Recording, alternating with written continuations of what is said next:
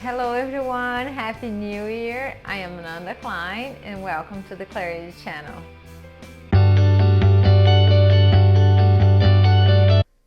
Last time I spoke about self-knowledge, and one of the things that I mentioned is that on the next video I will be talking about self-love.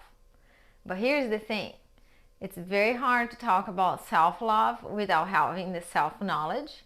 Even when you love somebody else, it's kind of weird that you're gonna love somebody without any reason or without knowing why. And why should it be any different with us, right?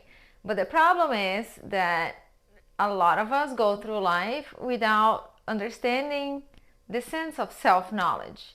We just accept everything that we are told. We just believe what others believe about us, even though many times they don't know what's going on through our minds and our hearts. I think we need to know who we are, and in order to love ourselves, we also have to talk about self-care. How can we talk about self-love without caring for ourselves? One thing that I took a long time to understand is the fact that when we buy new clothes and new shoes or for the ladies makeup, it's a way of watching for our appearance and how we look and how we dress, but we forget that there's one thing that we're gonna be stuck with ourselves for the rest of our lives, which is our bodies and our minds. We can buy new shoes, we can buy new jeans, we can't not buy a new body. Of course you can make improvements, but when it comes to our health, there's not much we can do. And I have a friend that she talks about planning to grow old. And I like that concept because many of us live the right now and we forget about that fact that one day we're going to grow old if we're blessed enough, right? I know it's something difficult to talk about. Aging must be complicated. I'm about to get to my 40s, not yet, but I'll be there soon. And the more I age, the more I realize I need to take care of myself. I wasn't like that growing up for many years. I started to take that concept in life when I became a mother, when I was 30 years old. And I started seeing how I used to see my mom. And I didn't have a mirror, it's not like I couldn't say like, oh yes, when I grow up, I want to be like my mom. But I'm talking about mostly in the aesthetic sense, in the sense of self-care, in the sense of self-love. I didn't see much in my mom, and I think that affected me a lot. Part of it is because we didn't have much money, and most of her clothes were donated by some relative. Of course, she bought a few things, but it's not like, she could afford fancy things and to take very good care of herself. So I thought that would be important for me to start taking care of myself so my daughter would understand not the sense of beauty, but the sense of self-love. And if she sees that her mom is confident and that her mom has self-love, she's gonna most likely want to have that as well. Not forgetting about, the intellectual aspects too. It's important. I always tell her that it's also important to be smart. It's good to feel good about yourselves, but being smart should be part of it. So what I want to bring today is, and I know most of people hate that. I used to be like that too. I never liked to go to work out. I never liked to go to the gym. And I love to eat. I'm crazy about sweets, and I don't know, food is great. What can I do? Well, what can I do is to do something to make up for all I want to eat. So growing up, I was overweight. I don't know if I was obese, I don't think so, but I was really overweight. It was hard as a teenager, and I had zero self-confidence. Later on, I lost weight and I started to feel better about myself, but I was still pretty insecure. It was like all the shell, and I still didn't know who I was.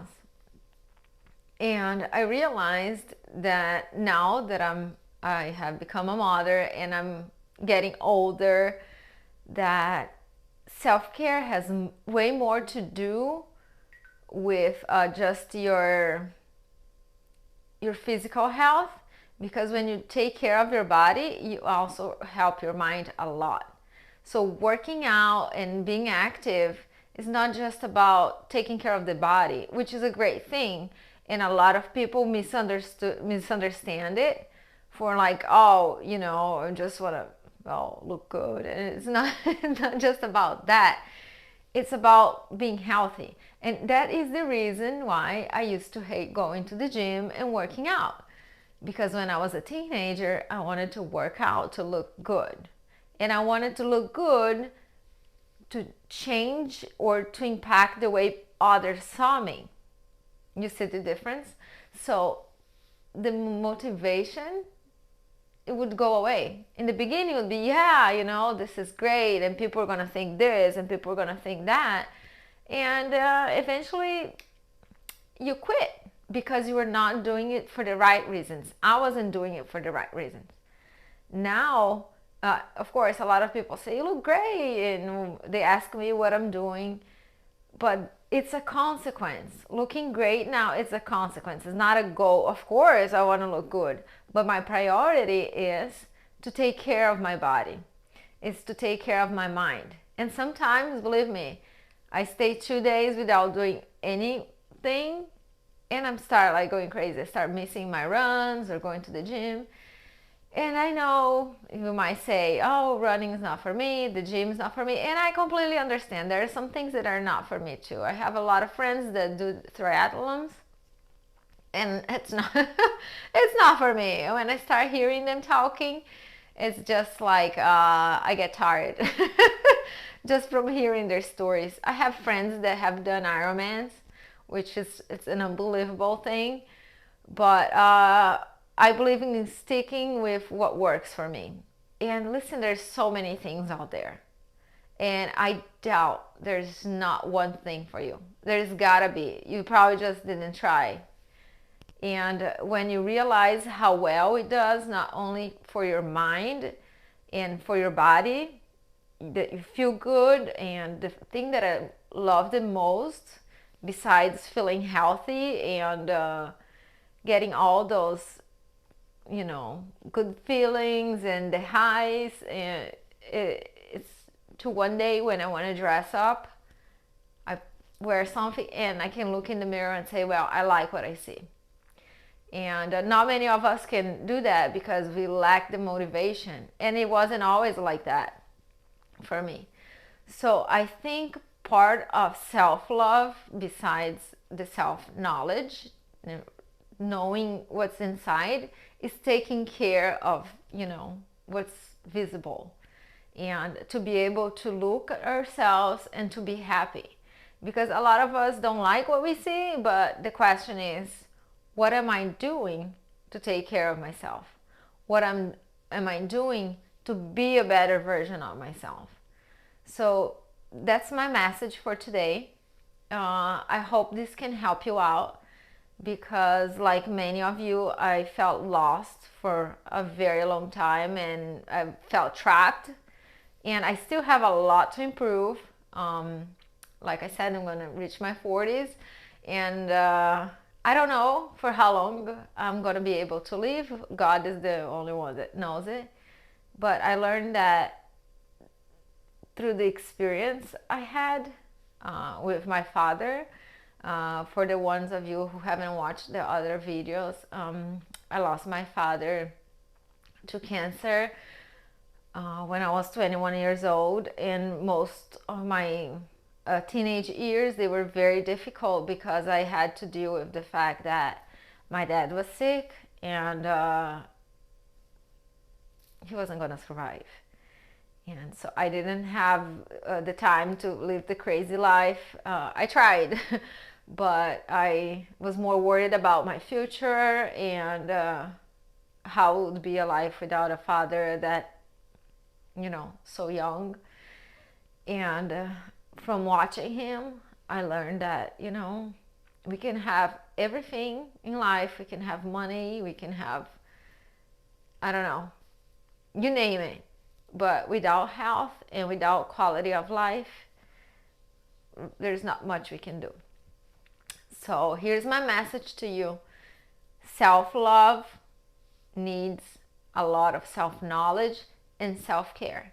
And I hope this video is going to help you out. And you please feel free to reach out to me. I'm always available to talk and to answer questions and try and help out others. Because, we all deserve to be happy. We all should love ourselves because we deserve it. We deserve it, and we need to stop being so tough on ourselves. And I guess that's it for today. And I wish you all a blessed 2022. And I don't know, I guess that's it. Let's work hard to be closer to our goals every day. I just posted recently on my Facebook page about a message about how people don't decide their future. They make small decisions and change of habits to reach their goals and to build their future. So it's small decisions and small actions. It doesn't take much. Let's learn to compromise of ourselves and be our biggest cheerleaders. All right? Okay, you have a blessed one, and I see you next time.